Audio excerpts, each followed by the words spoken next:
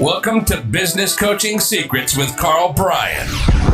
If you want to attract new high-end coaching clients, fill live events, and build a wildly profitable coaching practice where business owners pay, stay, and refer, you've come to the right place. In this podcast, Karl provides his keys to the kingdom for finding and signing high-paying clients and building the coaching business of your dreams. Here we go. Hey everybody, welcome to another episode of Business Coaching Secrets. Your boy Road Dogg here with the man himself, King Karl Bryan. I'm being gentle on the intro right now, my friend. How are you today? I'm doing good. Thank you, Road Dogg. You're being gentle. Damn, that's first, man. How's it going, brother? Well, once in a while, I got to take it easy on you. I know that Utah and I were pretty harsh on you probably 2 weeks ago, and you were almost in tears. But hey, man, you keep two guys like waiting, and we're going to conspire against you. It's just part of the game. Yes, that's exactly what happened. Anybody listening, we planned beers. In fact, I planned beers, brought the boys out. We had Johnny Utah and Bieber's dad, Big Jeff, etc., and Road Dogg. And then I was only 2 hours late, and by the time I got there, there was the onslaught started. Like, good job, Big Shoots, but that's all right. That's the way she goes, man. That's the way she goes. I can handle it. The man can plan a marketing event, but he can't plan beers with the boys. So let's keep that in mind. It's all good, though. Anyways, are you ready to dive right in? We got a bunch of questions here, and you ready, man? You ready? All right. So I'm ready when you are. At times, Mr. Karl Bryan, you have been controversial online. Would that be a fair assessment? Yeah, no, I guess so. Yeah, let's go. You've been accused of many things, including being a cross-dresser, I believe. I don't know. I'm just making stuff up. Anyways, somebody put in here, is there a secret to being effective by being contrarian online? So who better than the big man who's really only 5'3" to answer this question? Such a thing. Okay, hang on. What is it? What is it? The secret to being effective? Contrarian Is online? it effective being contrarian online? Yeah. Okay. And I'm not 5'3", you idiot. Okay, so standing against the majority. So just for anybody, like, what the heck are we talking about here? Like, you want to, like, contrarian is basically, you want to oppose and reject popular opinion. Let's call it that. Like standing against the majority, I guess. So being like the stupidest reason in the world, like, people get this wrong, right? Stupidest reason in the world to buy a stock is because it's going up, right? And unfortunately, if you look and, don't listen to me, go do your own stats and, compile your own data, and you're going to see that's the way it normally goes. Like, the reason you buy a stock is because it's undervalued. The reason you buy a business is because it's overvalued. Like, if I'm going to buy let's say I was going to go buy a hair salon as an example, right? Let's say that there's 10 chairs. Most people will go and buy, or they will put up at their 5-star list that the hair salon that's got 10 chairs and 10 of them are full. Okay, well, guess what? The reason I buy a business is because I want to grow it, right? So I'm looking for something that's undervalued, not, kind of maximizing its potential. You see the gap there, right? Like, this is not that's not an example of a business. So, you're looking for things that are undervalued, presuming, of course, that you want to make a lot of money, right? Like, what does Warren Buffett say? You want to be, is it greedy when others are fearful and fearful when others are greedy, or something to that effect, right? See, like, Warren Buffett also hates EBITDA, right? You know what that is? That's earning before income tax, depreciation and amortization, which is a flashy, and some people just got lost. It doesn't matter. It's a measurement tool for assessing the value of a company. And then Warren Buffett comes out and says, no, this is not what I use, right? And the reason he says that is that fraud is significantly more rampant with business that are, using that as a measurement tool. Like, if you read, I don't know, like Microsoft, Amazon, Walmart, GE, like, if you read their annual reports, you'll see that they're not using it as their measurement, right? So always more attention by standing against and standing for is effectively what, this question is around, and the way that I approach it, right? So, like, don't stand against something just for the sake of standing against it, though. I think that needs to be said. Like, that's not what this is about. Look, 3 things. If you want to be contrarian, maybe let me just nail this down to 3 things. 1, you want to be extreme, right? So just think of extreme as in this world, yes or no. You want to be controversial, right? Like, you're not being contrarian if you're going with popular belief, that's for sure. But most importantly, and third, it needs to be true, right? Like, don't, like Warren Buffett isn't saying that and then, like doing the opposite, right? Like, and that would be insanely lame. And he wouldn't be Warren Buffett, by the way, if that were to be the case. But like an example of things that I've been known to stand against: multiple streams of income, right? So if somebody's screaming multiple streams of income, they are either trying to sell you a book or their program that probably doesn't work, right? And by the way, you hear that, and I know that sounds somewhat controversial, and people are now, oh, hang on, I don't know if I agree with this. Just name one person that you know that has made multiple streams of income work. Okay, and what you will find, and of course there's anomalies to anything, right? But just as a general principle, I absolutely stand by that. And if you do know somebody, I would dare say that what they've done is they've, rather than make one stream of income really crush it, think of Microsoft, think of Amazon, think of GE, think of Walmart. These guys weren't doing multiple streams of income. They were doing one insanely well. Okay, and then once you've got one, so the rule of thumb that I use is once you've built a stream of income, so let's call it $5 million a year, then go multiple streams of income. So the anomaly that you're thinking of, or somebody that's made it work, I would dare say that they made one work at a really impressive level, and then they went into others, right? So that would just be an example. Or go with your gut. Again, if you read my emails, you probably, in fact, I said this recently, and I'll say it again in the future, said it for a while, go with your gut. I believe that gut stands for gave up thinking, right? Like, and that's not to say that you don't go with your gut at all. Again, got to understand, you got to take all these things with a grain of salt, but I can just tell you that you'd be 1,000,000 times better off by measuring the numbers and the data than going with your gut. Or another thing that I've gone out and said is that, which I believe it would have been the same email or the same, kind of thought process, is that Jack Welch, who's well known, like you talk about the top CEOs in the world, Jack Welch's name normally comes out. Okay, well, let me tell you, and again, don't listen to what I say, go do your own research and make your own decision. But I can tell you that Jack Welch's numbers, like the data doesn't back up his reputation and his legend. And that's not to say that he wasn't a fabulous CEO, but I'm just talking about as far as going out with the best of the best and being measured with, or mentioned in the same phrase like Warren Buffett, in the same sentence as Warren Buffett, not even close. Okay, so then how did that happen? There was never a microphone or a TV screen that Jack Welch wouldn't jump in front, or a microphone that he wouldn't get or speak into. So effectively what he did is he took celebrity to new heights. So, but the bottom line is, go with your gut. I'm going to just say go with your data instead, or do what you love, right? Doing what you love is a great way to hate doing what you now love. Right? Like, you just get sick and tired of it. I know guys that make millions of dollars playing hockey, and they are so over it, right? Putting on their shin pads and the wet gear and everything else. They're just well and truly over it. So what you got to do, so the solution, that's the problem. Again, if I'm going to make it true, I got to be able to provide a solution to it.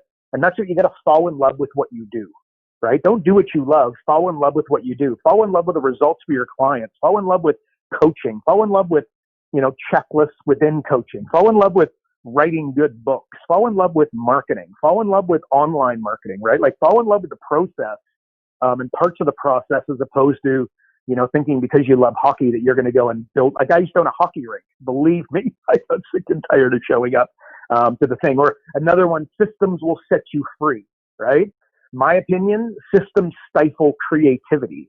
Again, I go and put that on Facebook. I guarantee I will have 100 comments, right? Like, it's gonna get me a lot of attention. It gets people going, right? Like, think of your marketing as picking a fight.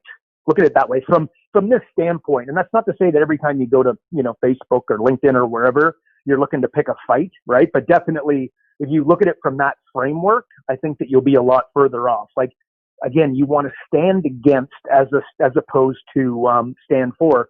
Pick a fight with a celebrity. Like I've said, like Michael Gerber, if you don't know who that is, that's the guy that wrote the E-Myth, right? It's a great book, but the guy's never built a company, right? He wrote a good book. He never built a company. And look, the book is fabulous, but I think it's worth kind of putting out there that he never did. And of course that, picks a fight, so to speak, and people want to stand up for him. Do they love the book?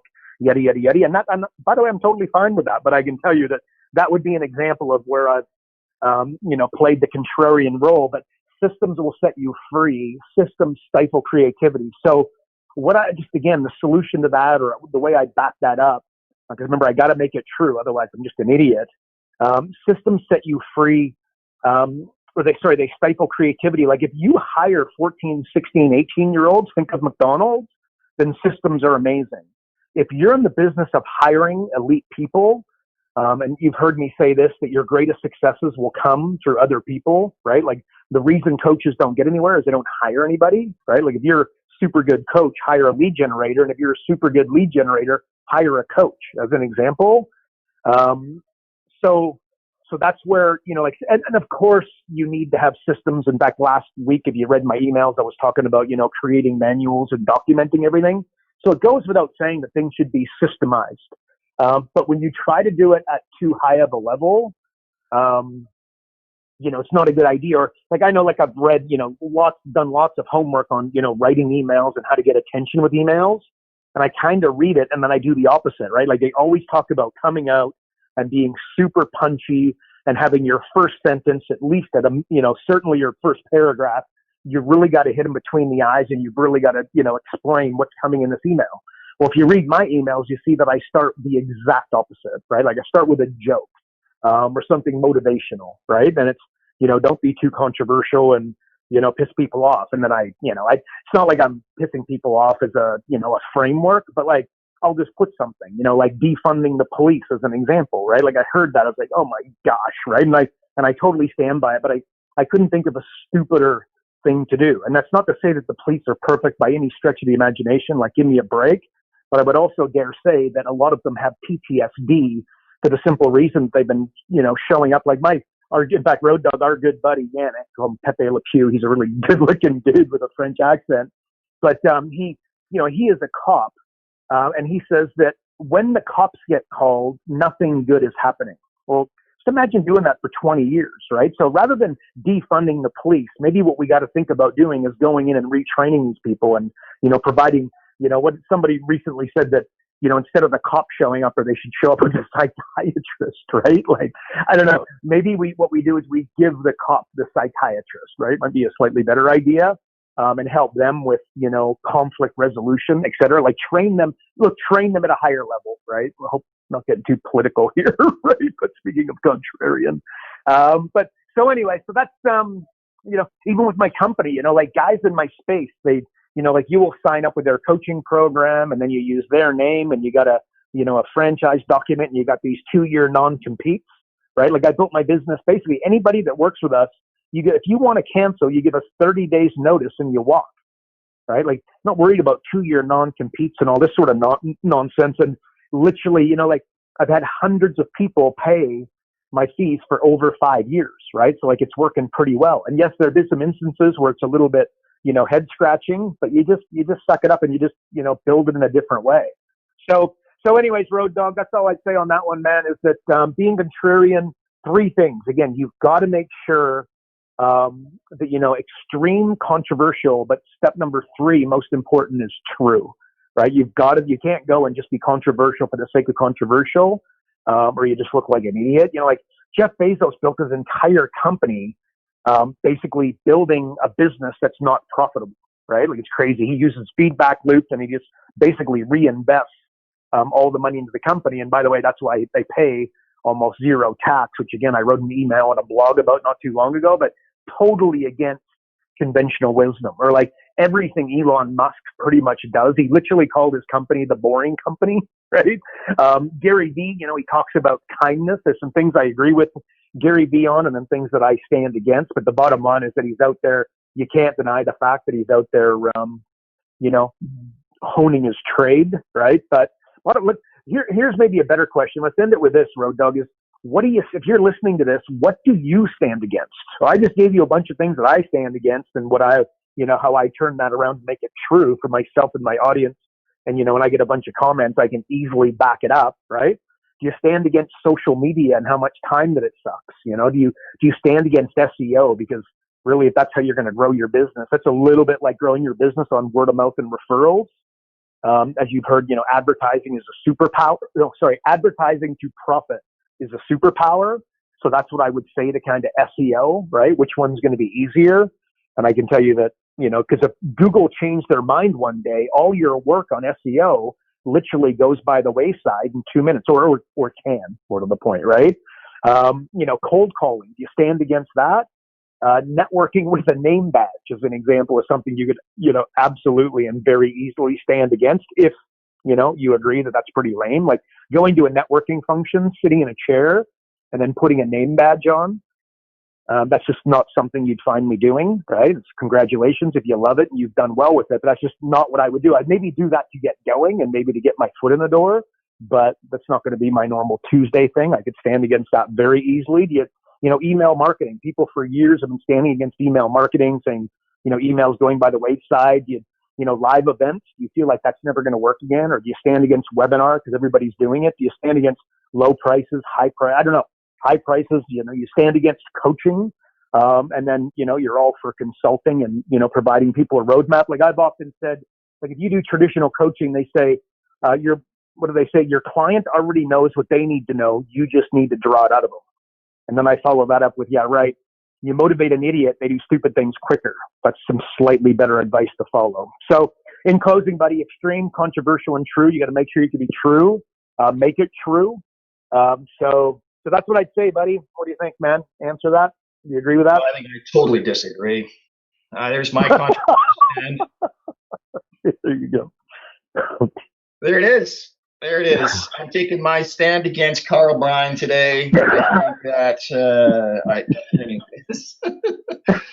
All right, buddy. Let's talk about something really important. Oh my God, this is a good question, and it's a good question because I think a lot of people are getting hung up on something like this. All right, what do you recommend as my logo for my coaching company?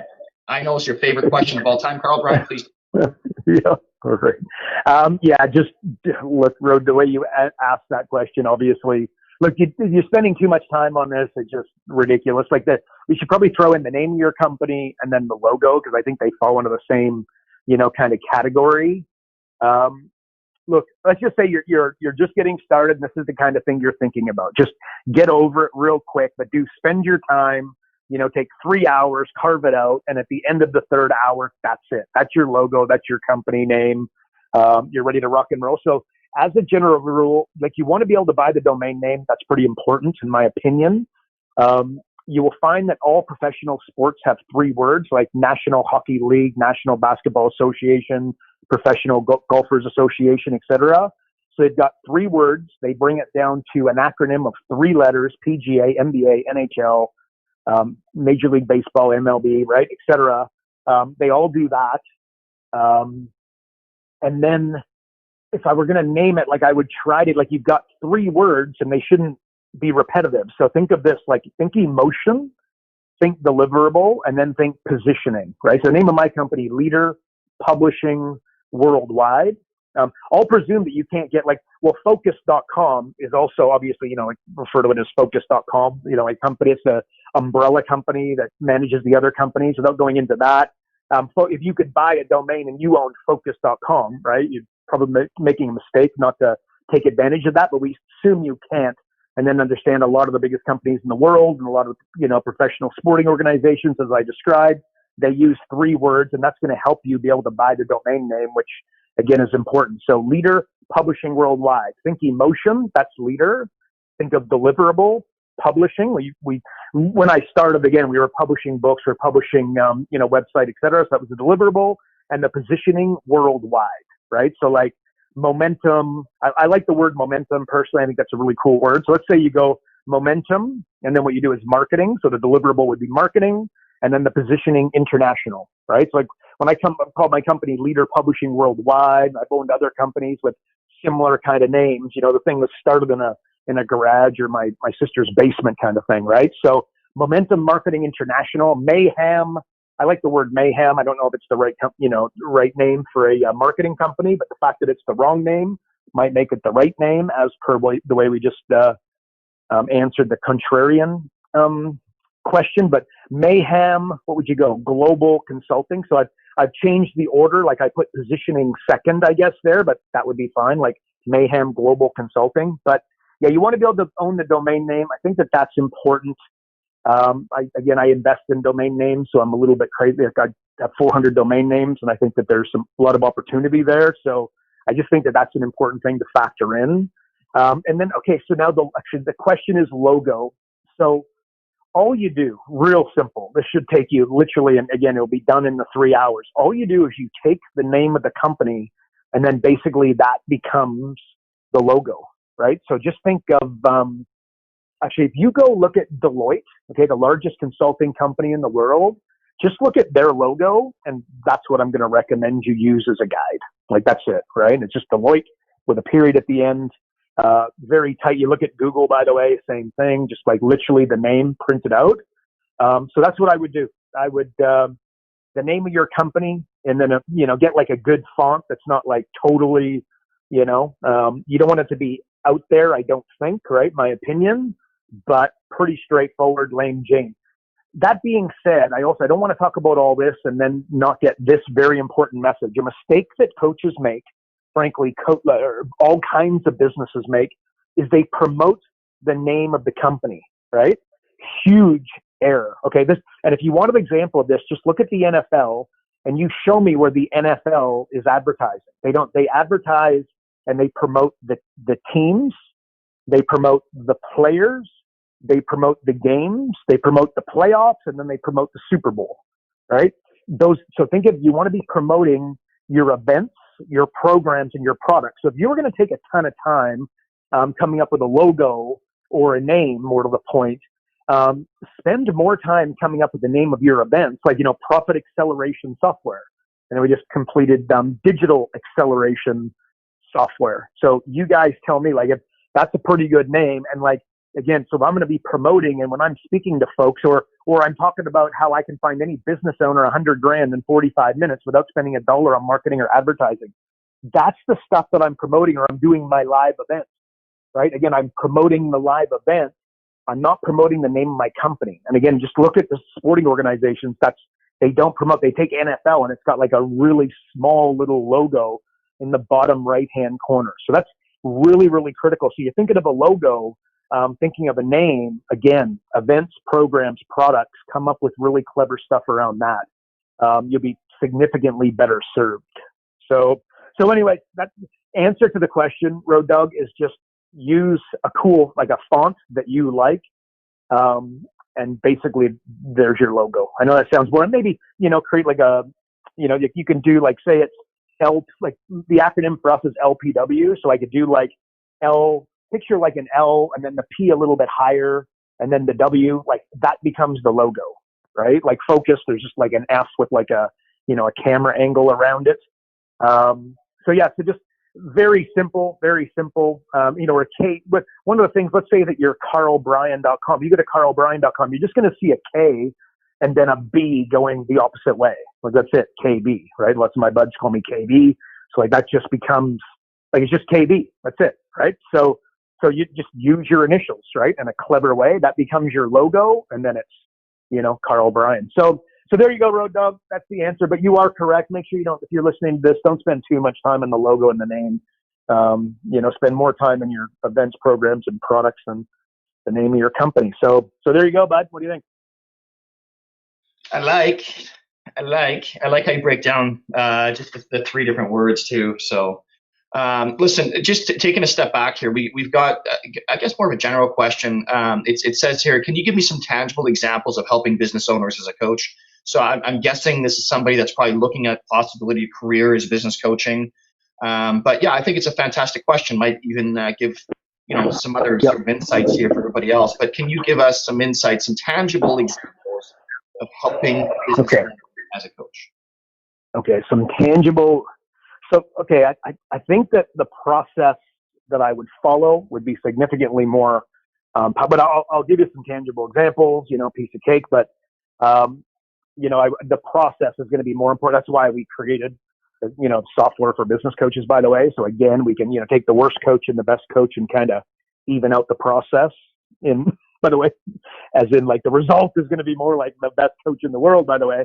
But, again, trying to, create a standard, which is the ultimate goal for the company, is to create the standard for the entire business coaching profession. But two situations are seldom going to be the same important. But that being said, look, the chokehold on any business is the psychology of the owner. So I don't care, who you're coaching or what you're doing.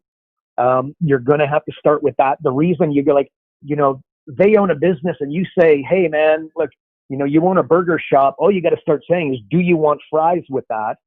And then supersizing their meals. And you guys are going to do really well because McDonald's made billions of dollars doing it. And then you go back in 2 weeks and they're not doing it. And the question is why? Or you watch The Profit, which is a great show. If you don't watch The Profit and you're a business coach, I think you're making a mistake. He'll go in, he'll make some really cool improvements. And then he goes back in 3 months, 6 months, whatever, and they've taken down all the signage and they're not following his roadmap. And the question is why? And it's the psychology of the owner every single time. So I think as a process, a very powerful process is just, I refer to it as the Uber metaphor. And it's like Uber built $100 billion company or wherever they're at. I get no idea, but it's, $100 billion company with two questions. Where are you? Where do you want to go? Okay. So when I take on a coaching client, I want to create, I really want to understand that where are you? You've heard me refer to that. If I go skiing and there's a map, okay, and I'm at the top of the hill, the most important part of that map for me, you, Road Dog, anybody listening, is the little red arrow, you are here, right? So you've got to establish that you are here, get a feel for where they want to go. Very importantly, just because, I'm coaching Road Dog and then I say, Road Dog, so where is it you picture your business to be in, 1, 3, and 5 years? Don't just take his answers to be correct. That doesn't, he might not have thought about it. He might just be, off the cuff, give it an answer that he would give a significantly different one later. Make sure that you're willing to go deeper and revisit that question a little bit to make sure that you get it right. Again, you guys have heard me say this before. Like I ask somebody, what do you want?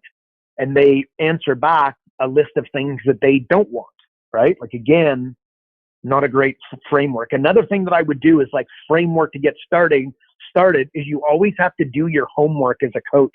And again, I don't see this being done. Like really where I'm going here is your goal as a business coach. Again, I get asked, Karl, how do I generate leads? How do I use Facebook? How do I get clients on LinkedIn? And before you do that, you've got to become the best. And how do you become the best? You're going to listen to stuff like this. You got to listen to other experts. Never listen to something like this without a pen and piece of paper, writing that stuff down. Why? So that you're actually if you write it on a napkin and throw it in the garbage afterwards, significantly better than not writing it down because you'll retain it at a higher level, right? And not only your conscious mind, but your subconscious mind, which is the one that looks after you when you need it, right? Like you ever done a speaking event and then afterwards you go, gosh, but you were so nervous and that went so well. It's your subconscious mind looking after you. But if you didn't do your homework and you didn't train yourself and you were speaking on something that you didn't know, your subconscious mind wouldn't have looked after you, right? So what you got to do is you got to get yourself ready, right? So, and nobody ever wants to hear that, but I got to tell you, if you want to be a really busy business coach and you want to go from 200 grand to $1 million, you're going to have to, have part of your game plan to be the best. So how do you do that? When I take on a coaching client, if I were to take on the local plumber, butcher, baker, candlestick maker, the chiropractor, the dentist, what have you, I got to do homework on that specific business, that specific locale, right? Like I got to do my homework before we get going, right? So critically important. And then how do you do that? Look, not much more exciting than going, okay, so this is a chiropractor in Kettle Valley. We'll get a list of all the chiropractors in Kettle Valley and do like a half an hour to an hour of homework, their websites, maybe call a couple and say, like, how much does it cost to come in here? Yada, yada, yada. Like actually do some homework because that is going to help you coach your client. And then most definitely you need to understand the industry to a certain level, right? Like that's just, it's critical, right? If you want to be the best. If you don't want to be the best and you just want to go through the motions and get your $2,000 a month and hope that they ride it out for 12 months and don't notice that you haven't done your homework, then don't. But that's huge mistake, right? So anyways, but I want to honor this question. I don't think so I just feel like the framework, what I kind of went through there, some of the things I'm thinking about. In fact, one more that I'd be thinking about is how do I make these guys extreme, right? Like, so, look, if I owned a restaurant, right, I would have, and maybe actually let's go to a bar. It's a nice, easy one. Like if I had a bar, I'd want to have more beer than anybody, like, the highest selection of beer in the entire city. Or if I was like a wine bar, I'd want to have the largest selection of wine. Or if that's not an option, that might not be due to space and that sort of stuff. I'd want to have like a $25 to $50 drink. Okay. And I would make that drink super flash, and it would come in, a specific glass that only if you spent that much money and you bought that specific drink, you would get one of those glasses, right? And again, there would only be 10 in the entire restaurant. So again, now there's a little bit of scarcity, right? That's the kind of stuff where, again, if I was going to own a restaurant, on Sundays, kids would eat for free. I don't know that would fall into extreme, but in most locales, in most areas it actually would, right? But who's going to bring in the kids? The parents are going to buy anyways. You end up doing really well. Then you build up a little bit of, reciprocity, etc. So it's like a restaurant. If I had an RV park, I would have like the coolest park in the middle that would be so colorful and so amazing that parents would come to it. They would take a photo, they would put it on social media, and that would do a lot of the marketing for you. That's a 3-year play, by the way, but that's the kind of thing, like in the middle of the park where you're bringing families, I would have something totally extreme. Or like if I had a water slide, I would want to build the biggest water slide, the best water slide, or the fastest water slide, or something that I could, help them promote. And I would just dare say, if you show up, they don't have any of this stuff, and you don't need to. And then, but they don't have the budget. Okay, cool. So you're going to have to get really, really creative. Like the restaurant example, to create a $50 drink is not going to cost a lot of money, right? A little bit of homework on the internet, you could come up with it. So anyway, as part of the framework, this is what I would do. But let me give a few examples here. Like I sent out an email not long ago, like checklists, right? So like in I can't remember, it was quite a while ago, but like there's an example of a hospital, and they implemented a checklist for the nurse, right? For, like for surgery, like call it open heart surgery or whatever, like serious surgeries where you're cutting open a body. And with the checklist, they found that mortality was like, people were dying on the table X amount of the time, let's just say, 12% of the time. And with the checklist, it went down to like 1% to 2%, right? Like it was unbelievable, but the checklist did magic. So, and in that email, by the way, I gave a bunch of different examples, but like I worked with a party store one time. People would come in. Why do you go to a party store? Because your kid's going to have a birthday. You go in, and then the sales staff, who would be like a 16 to 18-year-old daughter or, employee not making a lot of money, they had a checklist. Okay. And then they would pull it out and say, oh, wow, cool. What's your son or daughter's name? Oh, wow, that's great. Again, if it's a son or a daughter, it's 2 different checklists, right? Because there's going to be different things included. But at the end of the day, or pink and blue.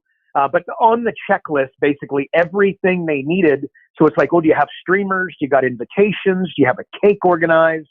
And then they would go through the checklist. And what they found is that people, I can't remember the numbers, but they were spending like $35, $40 on average when they came into this party store. And then the number almost doubled when they added the checklist, right? No doubt you could see how, that would work. And that would work with so many other companies. Did the same with like a pool company. Just imagine spending $50,000 on a pool. Okay, well, as you've agreed to the deal and you're now getting the pool and you're spending $50,000, it's okay. Do you want a rock the kids can jump off? Do you want a diving board? Do you want lights? Like you go through the checklist and it's like ping, ping, ping, ping, ping, including, some gardening. Do you want to get some, in and around the pool? Your wife's going to be spending a lot of time out here. Do you want us to build you a little bit of a garden that looks really beautiful beside a pool, right? And then you guys don't necessarily do that. You outsource that to another company, but say it's $10,000, you get a $2,000 finder's fee. Wham, bam, thank you, ma'am. Right? So checklist. Do the same with a car wash. Guys would come up to get a car wash. There's a guy standing there in overalls, basically with a checklist, and he's like, "Oh, okay, cool. You want to get your car washed? Okay. Do you want bang bang? Do you want the inside clean? Do you want the rug shampooed? Do you want the wheels done? Do you want the rims done? Basically, you're going through this list, and when you're done, when you implement this and you do your numbers at the end of 30 days, like you track the numbers, you do the data, almost double the number of, like what we refer to as the unit of sale, right? So you want to, maybe in getting more strategic. I walk into a business, my first thing is, show me the back end. Like the pool company as an example. It's like, oh, do you guys sell chlorine? Do you guys sell chemicals? And do you open and close the pools? And the answer is, nah, not really interested. Pain in the butt, secretary logistics, we got to take the phone call, send out the chlorine, keep everything organized. And it's like, well, do you realize that if you build a business built on servicing a pool and delivering chemicals, you'll build a business that you can ultimately sell. And if you continue to just roll up and build swimming pools, you're probably not building one that you're going to sell, right? Because there's no repeat business equals profits. When you go in, build a pool, they're not going to like call you next week and say, hey, we want a second pool. Like, it's just not happening, right? And then, by the way, if you wanted a good one for a pool company, what happens is somebody spends $50,000 and gets a pool. Guess who ends up coming over? All the kids' buds. And then the kids' buds come over and their parents come over, eating a hot dog and a beer beside the pool. And guess what they start thinking to themselves? Damn, I should buy a pool. So you create a referral program where you pay a significant, significant referral fee to the folks that have the pool, like $2,000 to $5,000 to refer somebody locally that then buys a pool from you. But the bottom line is the back end example, or the templated example that I use a lot. You might have heard me talk about is, do you want to sell dogs or do you want to sell dog food? Again, dog food is a business that you'll be able to sell for, $1 million to $10 million one day. And selling purebred dogs is one where basically when you stop selling the dogs, the whole thing dies. Just turn the phone number off, right? Huge mistake. You want to, there's so much more money in dog food than there will ever be in dogs, to the point where I would show up and give you the dog. Like if the dog died, I would show up and give you the dog for free to keep selling you the dog food, right? The same way that, the company will give you the coffee machine for free to sell you the coffee. Really thinking of where I'm going there is thinking of a back end. Like, what's the back end for the business? And always remember this, like, business is just math, right? You're going in to coach somebody new. You're looking for a process. You're looking for a way to take it to another level. By the way, profit acceleration software, like our software for business coaches have like the 12 areas. Like if I were to go into a business and I wanted to make them money, earn them money, put money into their bank account in 90 days, and then make sure within 12 months they were absolutely crushing it, there's 12 specific areas I would go to. And then when you open up when you open up the software, basically the 12 areas are right there listed. Like the exact ones that I would go to are the exact same ones that you should go to, which would be the same ones that Jay Abraham goes to and Tony Robbins, et cetera. So they're right there. As far as, like a process, it's all templated, but very importantly, as you're going through that, you'll find that math plays a huge factor.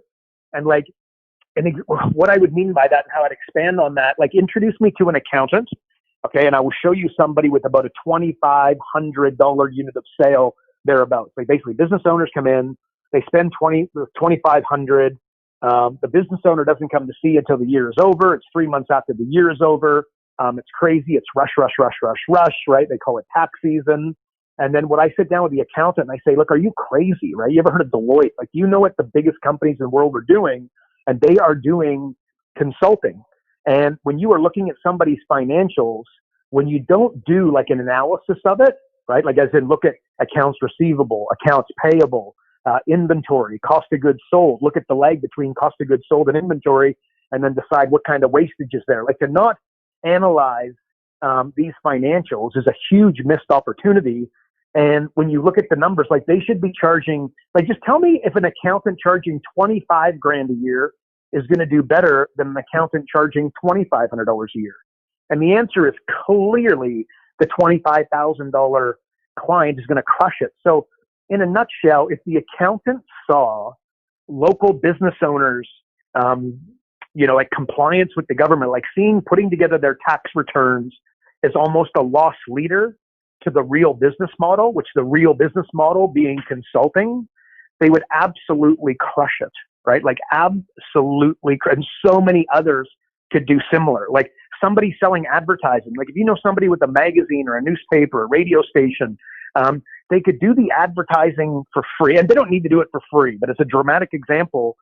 Use that for free. How much quicker are you going to be able to grow your magazine, your newspaper, get some attention of local business owners, and then build what we refer to now as a funnel, but like a sales process toward $12,000 to $24,000 consulting? Because think about this: if someone were to buy advertising from you, like, I wouldn't want to sell you advertising and then not control what you're going to say when they answer the phone, right? Like, what do they say? What's the, what's their message? What's their offer? What's their upsell, downsell, cross-sell? Who answers the phone? What's the level of energy when they answer the phone, right? And it's probably bitterly disappointing. So that would be an example of, building that back end. That would be like the equivalent. Well, it's not so much the equivalent of like for the pool company opening and closing pools and then selling chemicals, but it's of the same germane, right?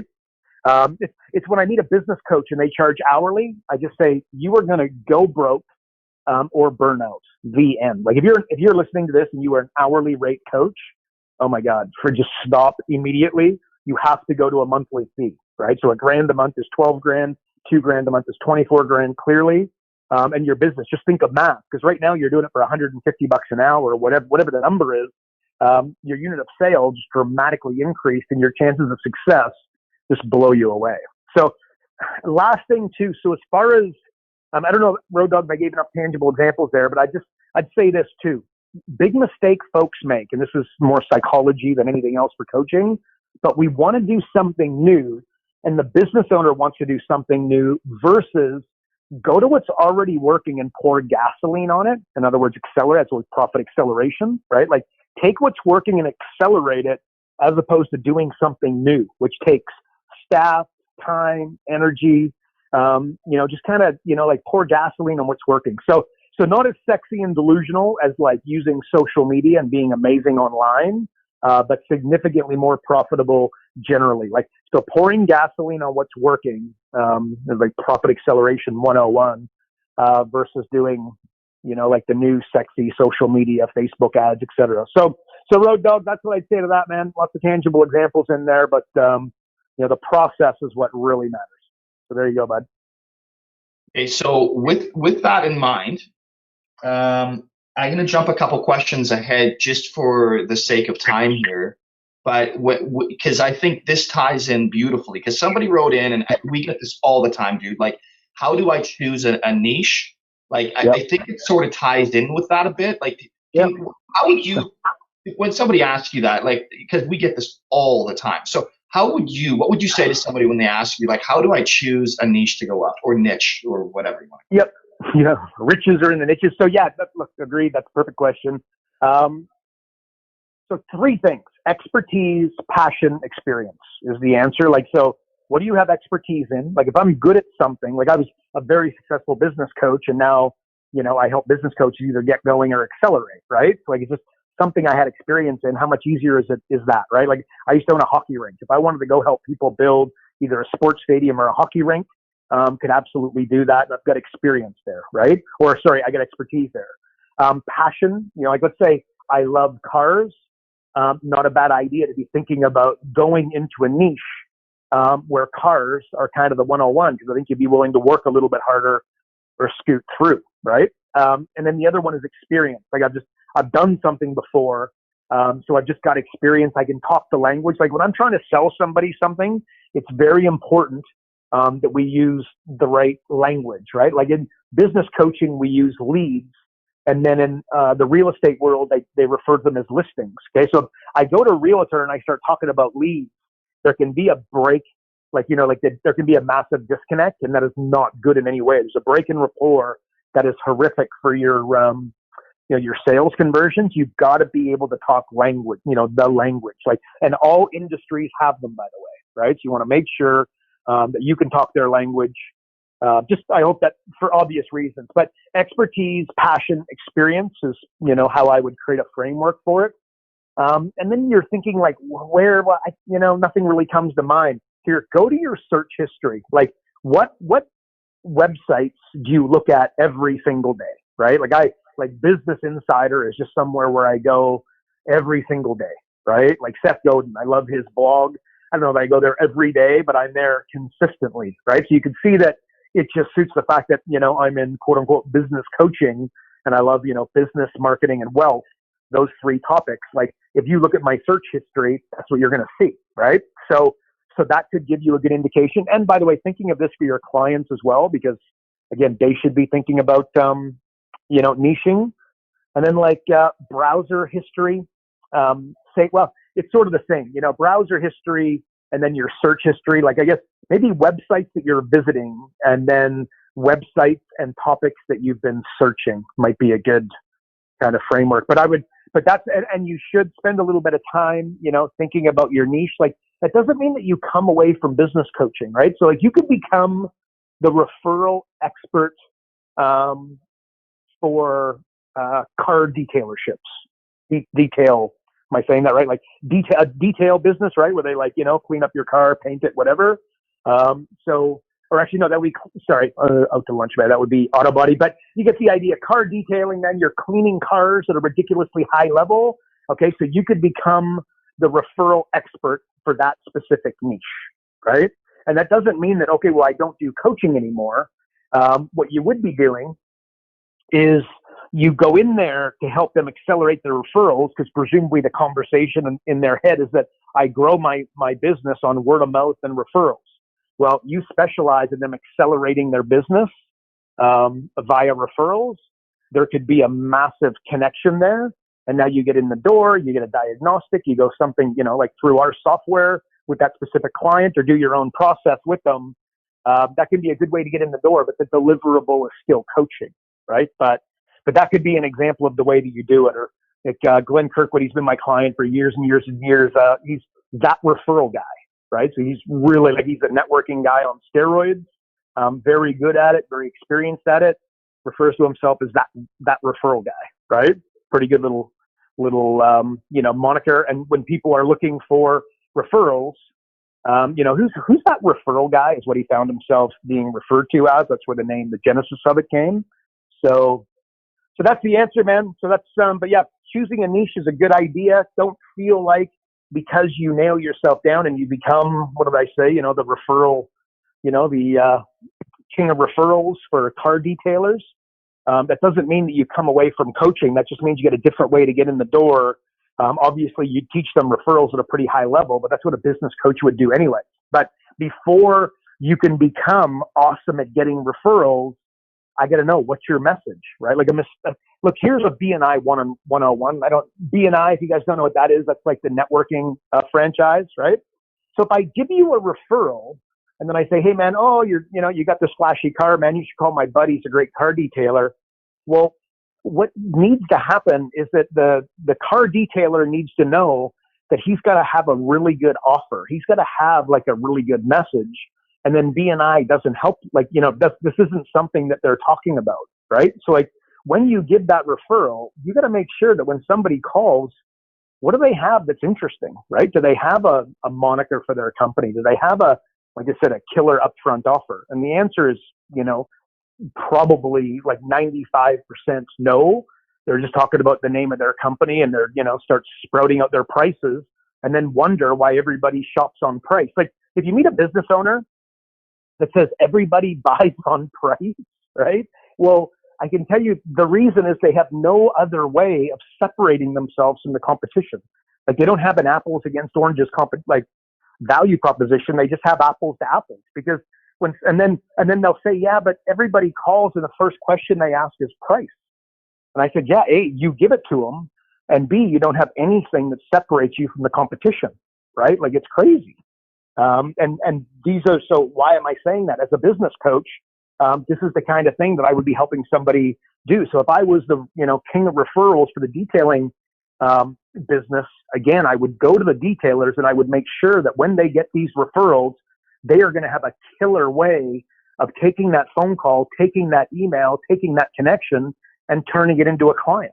And then how do they do that? They create a compelling offer. Like with our coaches, we train them on how they can find any business owner $100,000 in 45 minutes without spending an extra dollar on marketing or advertising.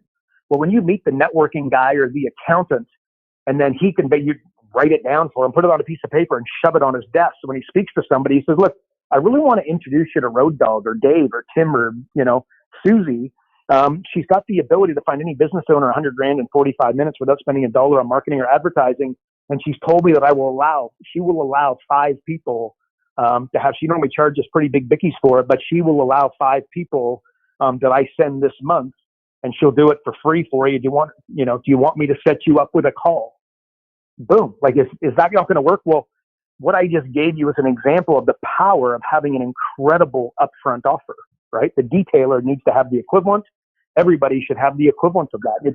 I've got a saying: you change your offer, change your life, basically. So there you go, Road Dog. That's what I'd say, man. What do you think? That help with niching?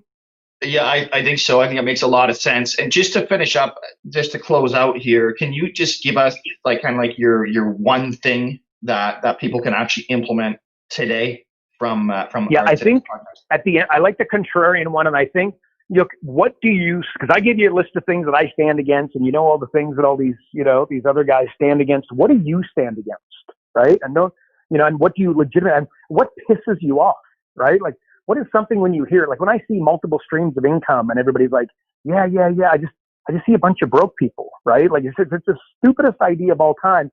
And then it takes people with good intentions, good hearts, families, kids, dreams of Disneyland and everything else for their family, and just knocks them off boil. So they're trying to do 3 different things. Do one thing and do it insanely well. But that's mine, right? That doesn't mean that it's yours. You might disagree vehemently, and I'm cool with that. And by the way, that's what makes it so good, because people do disagree. Believe me, you look at my Facebook profile, and when I put that up, it creates all kinds of, back and forth. So my question is, what do you stand against legitimately? But it has to be true for you, right? It was number 3, super important that it's true for you. So that's what I would say, man. And the other one is just like, again, you got to be the best, right? So like, do your homework.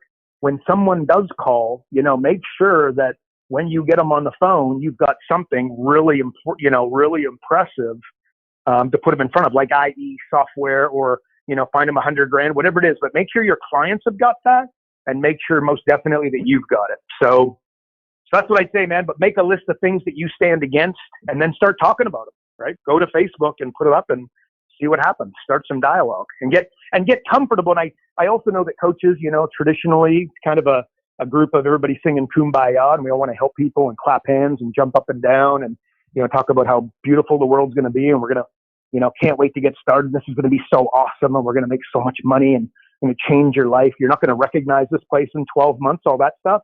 That's great.